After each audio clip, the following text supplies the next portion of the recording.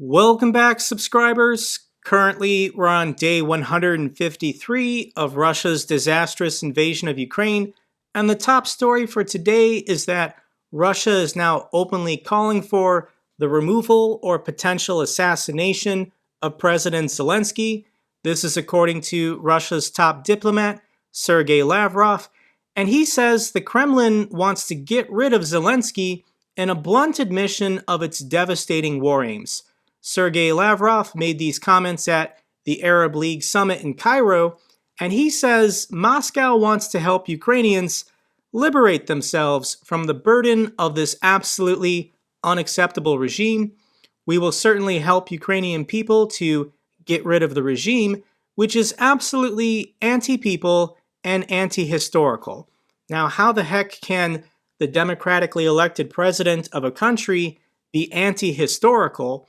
And that's because Vladimir Putin especially, but the Russian government has taken the position that Ukraine as a state doesn't exist. Ukraine as a national identity doesn't exist. Russia believes historically that Ukrainians have always been Russian, they're currently Russian, and when the Russian military is done with them, they will realize they are Russian once more. So Russia itself is detached from reality, their propaganda is BS. But how can a president be anti-people? And for fun, I want to show you the 2019 Ukrainian presidential election results. And this is pretty fascinating because it looks like they have two rounds of voting. And in the first round of voting, you can vote for whatever candidate you want. And it looks like 8 different candidates participated in the 2019 Ukrainian presidential election. In the Donbas region, it looks like a candidate, Boyko, got 11% of the vote. The incumbent president, Petro Poroshenko, looks like most of his support was in the west with Lviv. And everywhere else, Vladimir Zelensky got the plurality of the vote, 30% overall. So the top 2 candidates participated in a runoff election between the incumbents Poroshenko and Zelensky.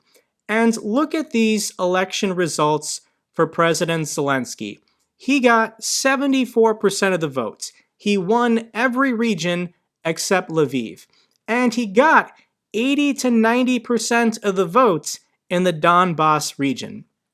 So to call him anti-people and anti-historical, Russia is just pretty much a joke. But when I look at these election results, I actually think that potentially in 2019, President Putin wanted Zelensky to win. And I'm going to show you a news clip from CBS News from December 9th, 2019, when President Putin and President Zelensky met face-to-face for the first time. So let me just show you a couple seconds of this clip. In the company of veteran European politicians and Russia's ex-KGB spy master president, Ukraine's leader, Volodymyr Zelensky, was clearly a novice. In fact, it was President Putin who reminded him to face the cameras. This is a high-profile summit. Clearly a novice, and I'm sure this is exactly what Vladimir Putin wanted. For 8 years, he had been planning and preparing to invade Ukraine. He always knew he was going to do it. So the fact that an actor and a comedian with no military background took control of the country, Vladimir Putin thought that this was going to be an easy victory. He thought that Ukraine was going to roll over and that they could absorb the entire country back into the Russian Empire. And famously, this is from February 26th, 2 days into Russia's invasion, the United States offered to get Zelensky and his family out of the country. They said, we'll send in choppers, we'll send in special forces, we'll get you and your family out. And Zelensky said, we're going to stay, we're going to fight. I need ammo, not a ride. He rallied the country behind him and he took charge. Russian propaganda was already claiming he was dead or he had fled the country. In response, he took out his cell phone and started taking pictures and videos of himself in the capital to prove that he did not leave. He did not flee the country. So, what can Ukraine do in response to these attempts to assassinate their presidential leader? They're going to do what they continue to do best, and that is blowing up Russian ammunition depots. These HIMARS weapon missiles continue to attack and target Russian positions, and according to this article, they've successfully struck and destroyed 50 Russian ammunition depots. Additionally, right now, Ukraine is planning a counteroffensive in the Kherson region, and they need to take out these specific bridges in order to isolate Russian forces on the wrong side of the river. So here's the war map on deepstatemap.live, and when we check in with the Donbas region, Russia over the last 3 weeks since Ukraine started blowing up all their ammunition depots, their artillery units can't sustain the barrage that they were firing just a month ago. So in the Donbas region, Russia is going nowhere, and Ukraine is focusing on the north bank of the Dnieper River in order to get back this territory right here. The city of Kherson probably has about 200,000 people in it. This is Zelensky's number one priority, to liberate these people and rescue them. And when we look at this region that Russia is currently occupying, they're vulnerable because it's difficult to cross this river. There's currently only 3 points that they can do so. There's this Antonivka bridge right here, which has taken heavy damage. Ukraine is still attempting to bring it down, but it's steel reinforced concrete. There's also a rail bridge here that they will eventually destroy. The only other way across the river is this hydroelectric dam, which neither side wants to destroy. It would be a huge disaster if this reservoir was released and all this water flooded the city. But Ukraine needs to advance on the east side of this smaller river right here and gain control of this road. Once Ukraine controls this road, all of the Russian forces on the west bank of this smaller river, including the city of Kherson, will be isolated. So Ukraine this week successfully destroyed this bridge near Dorivka, and Russia definitely needs to get across this river to resupply. So they've already built a military pontoon bridge, but the Ukrainians can easily target and destroy this pretty fast.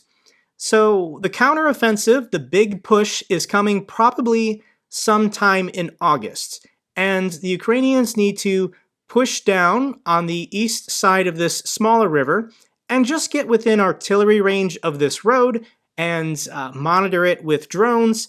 Anytime the Russians try and go back and forth between the dam and the city, you just start shelling and basically make this road not safe to travel. Additionally, they're trying to isolate Russian forces and force them to surrender. And that's what's actually currently happening at the moment, as apparently 1,000 Russian troops are already encircled in the Kherson region, and Ukraine is trying to get them to surrender.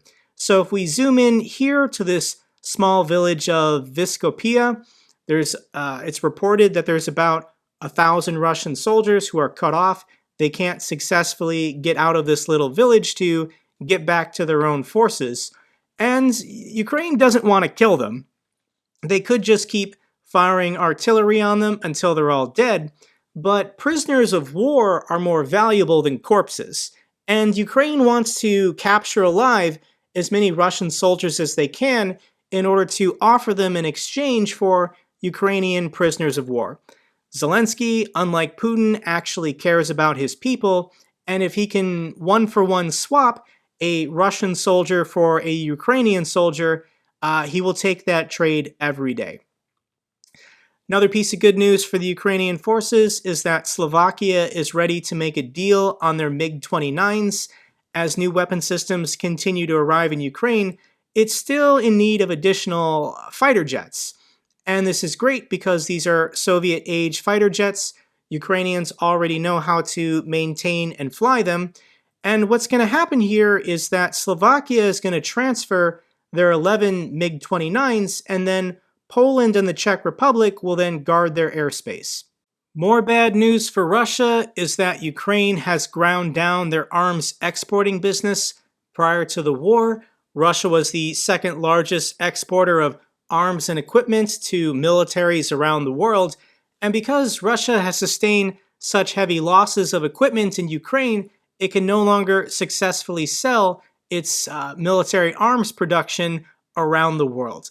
This is just once again another economic pressure points being applied to Russia, to the Russian economy, to hopefully cause an economic collapse that will force them to withdraw from Ukraine. So here is the price of crude oil. I show this in lots of videos because on my channel I've made the economic argument that the best way for Ukraine to win this war is not, counteroffensives and fighting to the last man. It's causing an economic collapse in Russia where they realize that they financially can just not continue the war anymore and they retreat to their own borders. In order to do this, the price of energy, especially the price of crude oil, has to come down. And thankfully, energy peaked on June 7th when the price of a barrel of oil was $122. And over the last 2 months, we've seen the price come down. It's currently $94 a barrel. And in order to bankrupt Russia, we really need this to get back under $60 a barrel. And we were at $62 a barrel just a year ago, in August of 2021. So as central banks around the world continue to raise interest rates to get inflation under control, an added benefit is slowing down the global economy and hopefully crashing the price of energy, crashing the price of oil, therefore putting maximum economic hurt on the Russian economy. Now, in my last video, we updated that the Nord Stream pipeline was reopened, but Russia is playing a very interesting game. Russia's Gazprom tightens the squeeze on the gas flow to Europe. So Russia did decide to turn the pipeline back on, but they only turned it back on at 40% of capacity. And now they're saying because of the West's economic sanctions on them, turbines or something, they can only send about 20% capacity of gas flows to Europe now. So Russia is playing this game where they don't want to completely cut it off and stop taking the Europeans' money, but they're deliberately giving them just a little bit, but they know not enough in order to apply this pressure on Europe to give up their support for President Zelensky and the Ukrainian government. It's not going to work, but it's still interesting to see what Russia is attempting to do. And when we think about the economic sanctions, they've been placed on Russia a little over 5 months now. And they're really going to start ramping up and proving their full effect once we get to the 1-year mark. And when you look at the size of the economies that have placed sanctions on Russia, here's a pie chart showing the GDP basically of the world economy divided by country. And I'm sorry, the United States is just very large at 24%. But the OECD stands for the Organization of Economic Cooperation and Development, and these are mostly all democratic capitalistic countries currently participating in sanctions on Russia. Now, can the Russian economy continue to function and survive given all of these economic sanctions by the West? And people like to talk about BRICS. BRICS stands for an economic alliance between Brazil, Russia, India, China, and South Africa. But even then, it's still a minority, probably only about 35 or 36% of the world's economic size. And China, honestly, isn't really feeling it when it comes to Russia these days.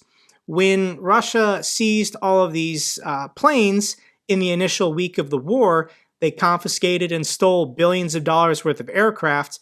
China banned these planes. They weren't willing to let Russia fly stolen planes into Chinese airports and then receive maintenance and parts in Shanghai or Beijing or Hong Kong. So this is pretty fascinating what China's reaction is to this war now that it's been going on 5 months. The war was only supposed to last 3 to 7 days.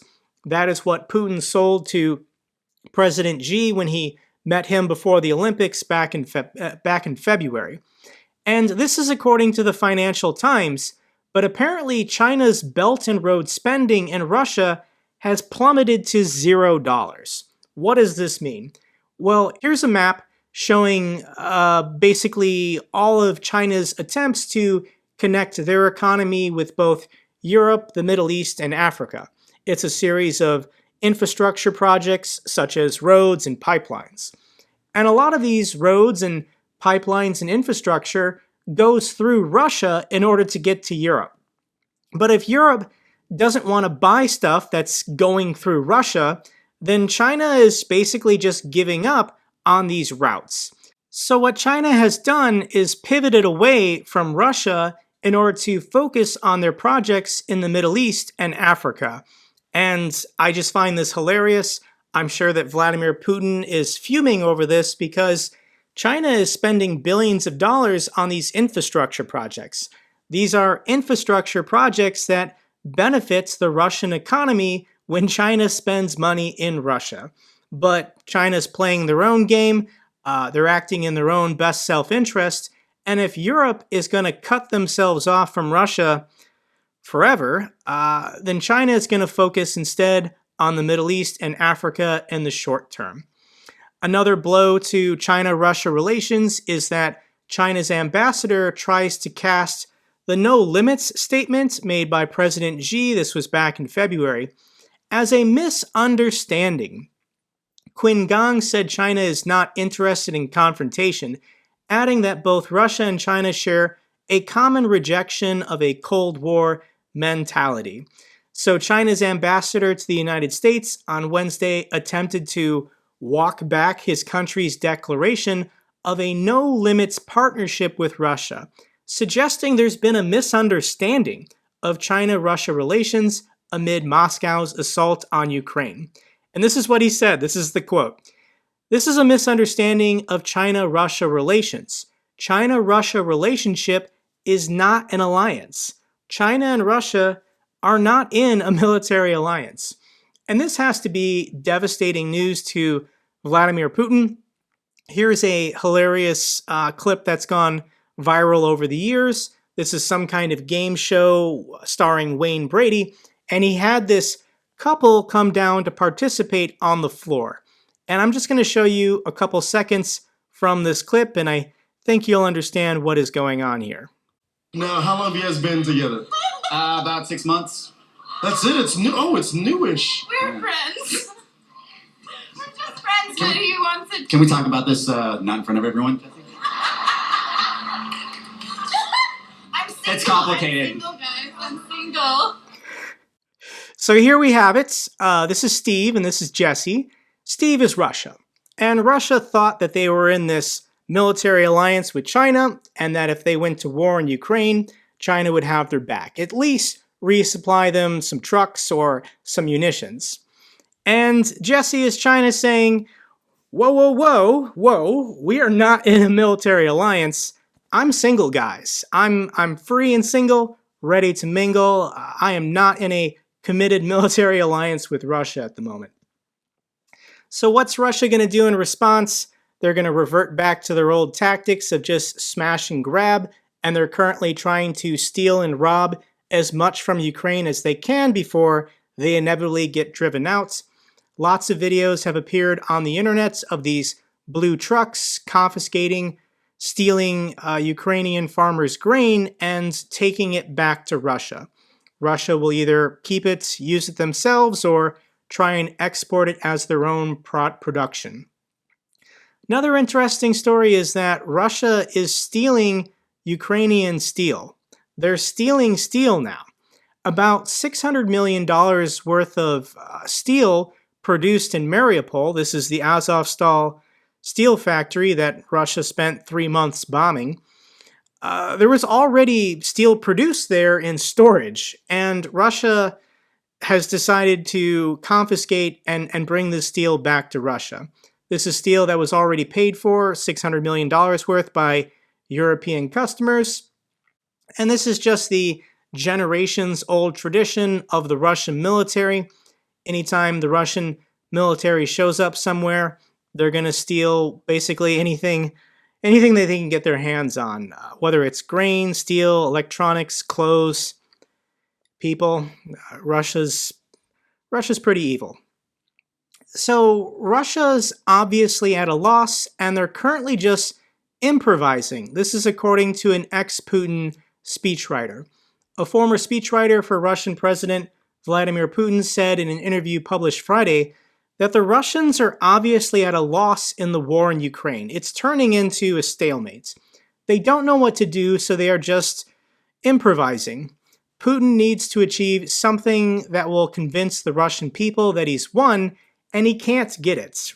Vladimir Putin is never going to get 100% control of the Donbass region, and I think as we head into the winter months, the Russian forces on the ground, the Russian economy, the average Russian person, once we approach the 1-year mark of this limited special military operation, I think their entire military campaign is just going to collapse. Let's now wrap up this video talking about the positives in the world for Ukraine. And former NBA player Slava Medvedenko is choosing to auction off his NBA championship rings. So he played several seasons with the Lakers. He won 2 championship rings with the team. This is Slava and Kobe Bryant's. And in order to raise money to benefit Ukrainian people, he has chosen to auction off his 2 championship rings. He's hoping that he can get about $100,000 for them, but potentially if this story can get some traction, maybe some multimillionaire NBA players will up the bid, increase the donation, because it's going to a really good cause. The last video I want to share with you is of Ukrainian soldiers that were flown to Minneapolis, Minnesota. This is in the United States, and this is how they were welcomed at the airports. They're being flown in for prosthetic fitting and being given free prosthetics from a local hospital.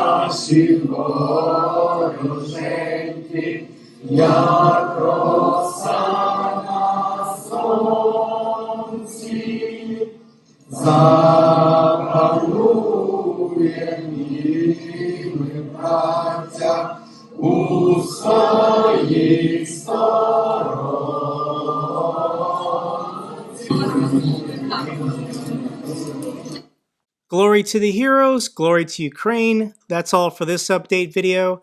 If you found it informative, give me a thumbs up. Really helps out with the channel. If you have any comments or questions or know something I don't, let me know down below. I love hearing from you guys.